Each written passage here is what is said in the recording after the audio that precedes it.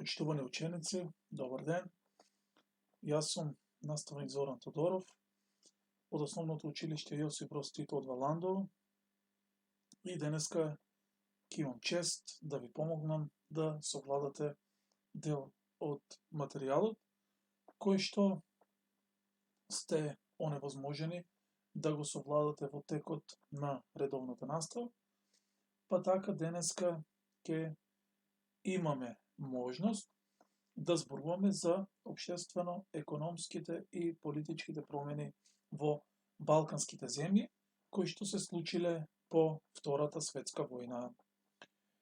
Инаку, веќе во претходните две лекции кажевме дека после Втората светска војна Европа и светот воопшто се делат на два блока, на источен, овде со црвеното, ја следите стрелката, или социјалистички, и западен, односно плавиот блок, или капиталистички. Така, поголемиот дел од балканските земји ќе влезат во така наречена социјалистичка сфера на влијанија или во социјалистичкиот блок, додека само Грција и Турција, која што географски не припаѓа целосно на Балканот, меѓутоа има своји интереси и влијанија, и исто така и таа нема да биде дел од тој така наречен социјалистички блок, туку ќе биде дел од тој така наречен западен или капиталистички блок. Иначе, веќе споменавме дека ваквата поделба доаѓа после договорот помеѓу Сталин и Черчил, во кој било одлучено западниот блок и источниот блок да имаат своји сфери на влијанија, и веќе кажавме тој договор предвидува овие земји кои што ние ги споменавме да потпаднат под руско влијание. Сега, и претходно имаме споменато, меѓутоа сега ќе споменеме уште еднаш, дека во најголемиот дел од тие земји има монархиско уредување, односно во земјата или во земјите владееле владетели, кралеви, цареви и така натаму. Меѓутоа, после Втората светска војна и после наметнувањето на нови уредувања, тие биле оневозможени да се вратат во своите земји, па така тие земји кои што ние веќе ги споменавме ќе продолжат да функционираат со нови уредувања. На најголемиот дел од просторот на Балканскиот полуостров ќе преовладува социјализмот, а ние за социјализмот веќе зборувавме во претходната лекција, подем и пат на социјализмот, меѓутоа сега уште еднаш ќе споменеме кои се главните одлуки на социјализмот. Сега, треба да кажеме дека балканските земји во голема мера ќе го копираат социјализмот од Советскиот сојуз, па така, тоа што беше карактеристично за социјализмот во Советскиот сојуз ќе биде карактеристика и за социјалистичките земји на Балканскиот полуостров. Така, главна одлика на социјализмот веќе кажавме дека ќе биде еднопартиски систем. Појаснивме ние што е тоа еднопартиски систем, меѓутоа сега уште еднаш ќе се потсетиме, а тоа е дека во таквите држави не постои плурализам, односно повеќе партиски систем, нема избори, туку има една партија која одлучува за сите сфери од општественото живење во самите држави. Значи, сите демократски процеси кои што треба да се случуваат, комунистите замислувале дека треба да се случуваат во партијата и дека таму треба да се отвара дебата. Меѓутоа, сите оние кои што размислувале поинаку, едноставно немале можност да се искажат во таквиот систем. Сега, освен ова, кажавме дека ќе има големи промени и на економски план. Кажавме дека во овој временски период е укината пазарната економија. Што значи тоа? Тоа значи дека не може секој да произведува и да продава колку што сака, туку е воведен 5-годишен план или петтолетка, односно за временски период од 5 години државата планира колку и на кој начин треба да се произведе. И тоа во секоја сфера од областа на економијата, почнувајќи од земјоделието, текстилот, металната индустрија и така натаму, се мора да биде испланирано од страна на државата и државата е таа која што ги одредувала цените и пласманот на производите. Исто така, кажевме дека ќе биде воведена колективизација, односно селаните ќе бидат принудени да ги здружуваат своите поседи и да создадат така наречени земјоделски задруги. Односно, ќе треба заедно да работат и да го продаваат трудот, меѓутоа треба уште еднаш да се напомене дека оваа мерка се покажала како непродуктивна и после оваа мерка голем дел од земјоделците и селаните престанале да се занимаваат со земјоделие. Наредна мерка која што е спроведена на Балканот, односно во балканските земји каде што има социјализам, а е превземена од Советскиот сојуз, е исто така и оваа мерка карактеристична за социјалистичките уредувања, а тоа е национализацијата. Кажавме дека државата предвидела сите производствени капацитети да бидат во нејзина сопственост. Односно, сите фабрики кои што дотогаш функционирале, сега требало да бидат во сопственост на државата и сите фабрики кои што требало да бидат изградени, исто така треба да бидат во сопственост на државата. Приватната сопственост едноставно не постоела.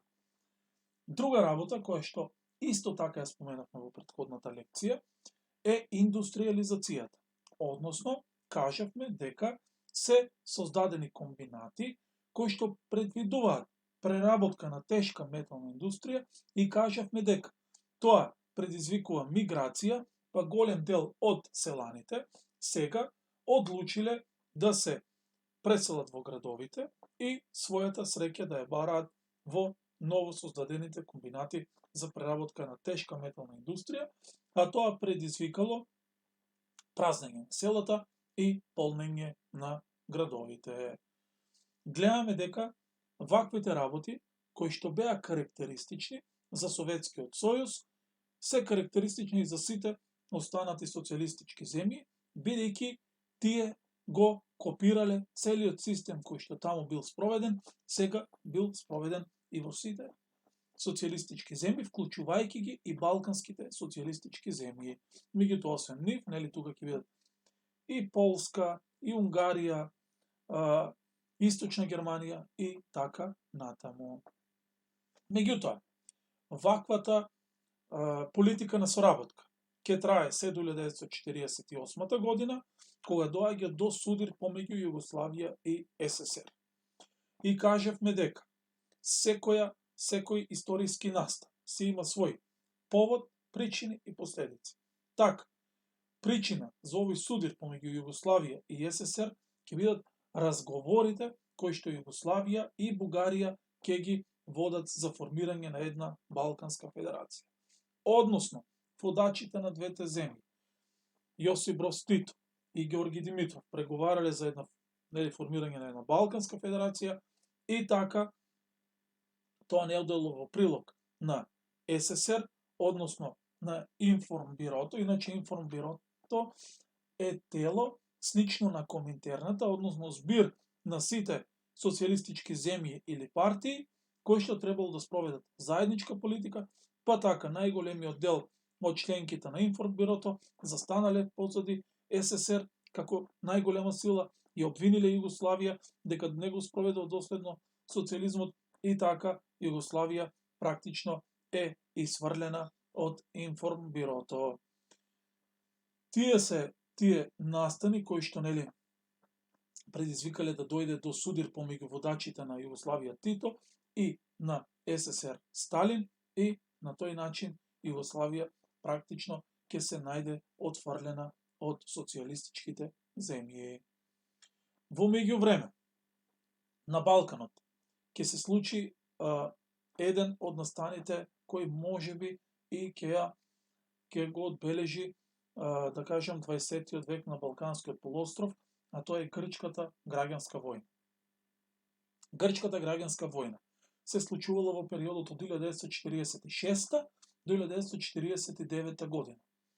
И ако се сеќавате, кога зборувавме за Грција за време на Втората светска војна, а знам дека се сеќавате, дека антифашистичкото движење го организираа левицата и десницата и дека помеѓу нив имаше навистина големи спротивставени ставови.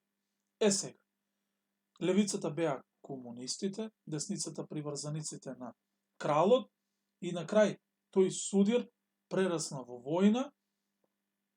Таа војна започна во 1946 година и тоа ќе започне на територија на Егејска Македонија во градчето Литохора, кога ќе започнат воените дејства и така грците помеѓу себе ќе војуваат, односно дали идното уредување да биде предводено од комунистите или од десницата. Треба да се напомене дека на страна на левицата учествувале 15.000 македонци. И тие 15.000 македонци не учествувале туку така, тие учествувале од причина што левицата, односно КПГ, односно Комунистичката партија на Грција, им ветила дека доколку победат и доколку тие раководат со државата после војната, дека ќе бидат признаени како рамноправно малцинство. Иначе, за време на граѓанската војна, таа политика и се спроведувала така под, да кажем, наредба на генералот Маркос, македонците ќе отвараат училишта на македонски јазик во егејскиот дел на Македонија. Така, главните операции ќе се водат на егејскиот дел на Македонија, на планините Вичо и Грамус. Веќе кажав, десницата ќе има директна воена, материјална помош од Велика Британија и од САД, ќе имаат супериорно оружје, супериорна армија и затоа на крај војната ќе добие десницата, а колатерална штета на сето ова ќе бидат македонците, бидејќи после војната ќе бидат принудени да се иселат од егејскиот дел на Македонија и со тоа комплетно ќе се промени демографската слика на Егејска Македонија. Ете дел од македонското население.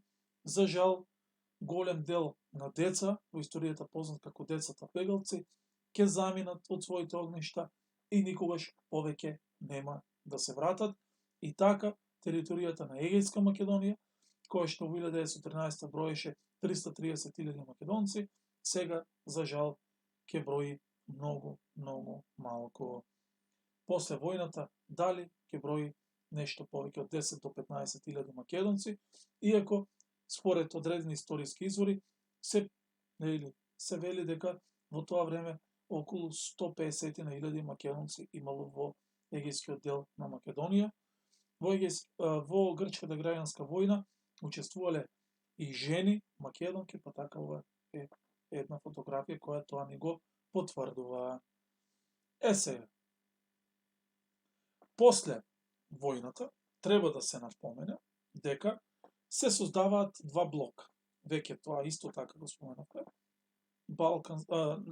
НАТО пактот, во кој ќе влезат балканските земји Грција и Турција во 1952 година, ги гледате, додека во 1955 година, како противтежа на НАТО, ќе се создаде Варшавскиот пакт, создаден од државите од Источниот блок, па така Албанија, Бугарија,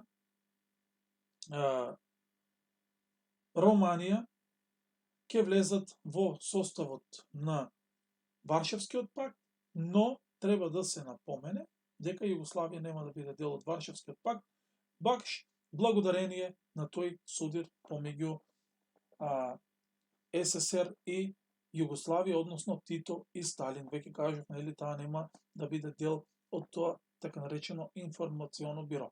Така и нема да биде поканата да биде дел од Варшавскиот пакт. Инаку, поради ова, Југославија ќе склучи сојуз, односно пакт со Турција и со Грција. Пактот ќе биде склучен во Анкара, каде што ќе биде формиран нов сојуз, и тој нов сојуз Југославија го склучува заради тоа да си го сочува својот територијален интегритет. Меѓутоа, ова ни покажува уште една работа, дека во овој временски период Југославија соработува со НАТО. Добро.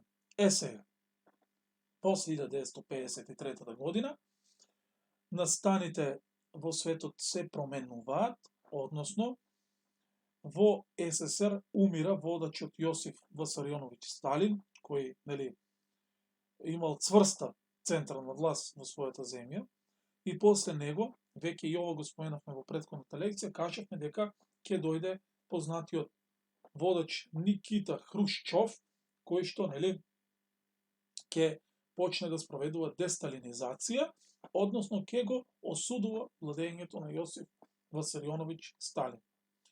Така, социјалистичките земји, следејќи политиката на СССР, односно на Русија, ќе го прифатат овој процес на десталинизација, така и балканските земји, Романија и Бугарија, ќе го прифатат овој процес. Единствена земја од социјалистичките земји, ако исклучиме тука Југославија, бидејќи соработката била на најниско ниво со нејзе, Албанија не го прифаќа овој процес и го обвинува Никита Хрушчов дека скршнува од вистинските вредности на социјализмот, односно водачот на Албанија, Енвер Хоџа, ќе дојде во конфликт со Никита Хрушчов и поради тоа Албанија ќе започне соработка со Народна република Кина. Така отприлика изгледале односите на Балкан во овој временски период, и во 1974 година се заоструваат односите помеѓу Грција и Турција. Причина за тоа е островот Кипар. Ова ќе предизвика воена интервенција, што ќе доведе до поделба на Кипар. Така Кипар ќе биде поделен на северен, односно турски дел, и на јужен, односно грчки дел. Значи, гледаме, пак се случуваат настани кои ќе предизвикаат заострување на односите, и тоа настани кои што ќе бидат предводени, за жал, од две членки на НАТО, кои што не можат да најдат свој заеднички јазик за да ги решат недоразбирање. На оваа слика ги имате лидерите на балканските земји. Овој тука, каде што е стрелката, вие Ѓорги Димитров, човекот кој што бил во многу блиски односи со Јосип Броз Тито, и тие заедно ја планирале Балканската федерација. За жал, после 1948 година, Јосип Броз Тито нема да успее во своите замисли, бидејќи Ѓорги Димитров ќе биде тргнат од политичката сцена, а набрзо, на негово место ќе дојде водачот овде каде што гледате стрелката, тој е познатиот Тодор Живков, кој што практично ќе владее многу долго време. Овој овде е Ѓорѓос Папандреou, еден член од фамилијата Папандреou, која заедно со фамилиите Караманлис и Мицотакис ги се чинуваат трите најмоќни фамилии во политички во Грција, кои што во целина ја водат политиката на Грција повеќе од 50 на години. Овој овде е советскиот водач, социјалистичкиот водач на Албанија, Енвер Хоџа, кој што исто така многу долго време ќе владее со Албанија. Сега, треба уште да знаеме дека во социјалистичките земји се негувала култна личност. Што значи тоа? Веќе кажавме дека, во претходната лекција, пак ја споменам, дека во ваквите држави не смее да се критикува власта. Бидејќи секоја критика на власта значи дека ризикувате да бидете затворени во затвор.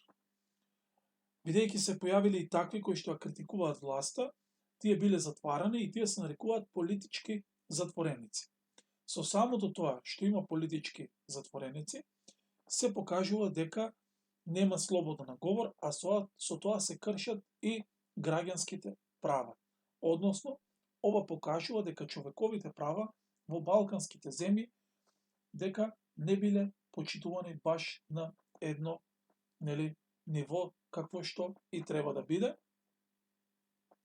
Сега, во Грција и во Турција политичките права биле поголеми, но затоа не се почитувале малцинските права пред се на македонците во Грција и на курдите во Турција.